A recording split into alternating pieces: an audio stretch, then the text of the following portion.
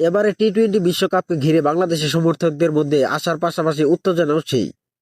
সাম্প্রতিক সময়ে দলের পারফরমেন্স কিছুটা উঠানামা করলেও স্কোয়াডে থাকা তারুণ্য আর অভিজ্ঞতার মিশ্রণ টাইগারদের নিয়ে জাগাচ্ছে নতুন সম্ভাবনা। ওপেনিং থেকে মিডল অর্ডার সব জায়গাতেই এখন আছে হিটার ব্যাটার। তানজিদ তামিম, লিটন দাস, নাজমুল শান্ত, হৃদয় কিংবা সাকিব যে কেউ ম্যাচ ঘুরিয়ে দিতে পারেন একাই। আর বল হাতে নাসুম, রিশাদ, মেহেদী, ফিজ, তাসকিন আর সাকিবের অভিজ্ঞতা দলকে দিয়েছে এক শক্তিশালী বোলিং আক্রমণ। বিশেষ করে স্পিন নির্ভর কন্ডিশনে এই আক্রমণটাই হতে পারে বাংলাদেশের মূল অস্ত্র। যদিও সাম্প্রতিক ওয়েস্ট ইন্ডিজ সিরিজে হোয়াইট ওয়াশ হয়েও বাংলাদেশ দল কিছুটা ধাক্কা খেয়েছে, তবে সেটি বিশ্বকাপের আগে বড় সতর্কবার্তা হিসেবে দেখা যেতে পারে। কারণ ইতিহাস বলছে টাইগাররা চাপে পড়লেই সেরাটা বের করে আনতে জানে। এবারের বিশ্বকাপ হবে ভারত ও শ্রীলঙ্কার মাঠে, যা বাংলাদেশের জন্য দারুণ অনুকূল কন্ডিশন। উপমহাদেশীয় আবহাওয়া, ধীরগতির পিচ আর স্পিন সহায়ক উইকেট সবই বাংলাদেশের পক্ষে যাবে। শ্রীলঙ্কার পিচ অনেকটাই মিরপুরের মতো, যেখানে লো স্কোরিং ম্যাচে বাংলাদেশ বরাবরই প্রতিপক্ষকে চাপে রাখতে পারে।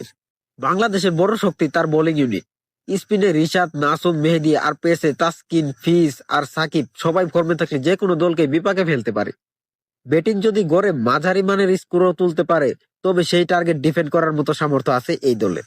এশিয়া কাপে ফাইনালে না উঠলেও বাংলাদেশ যেখানে দেখিয়েছে উন্নতির ধারাবাহিকতা, তরুণদের আগ্রাসী খেলা আর দলীয় সমন্বয়, সব মিলিয়ে এবারের বিশ্বকাপে বাংলাদেশ হতে পারে ডার্ক হর্স।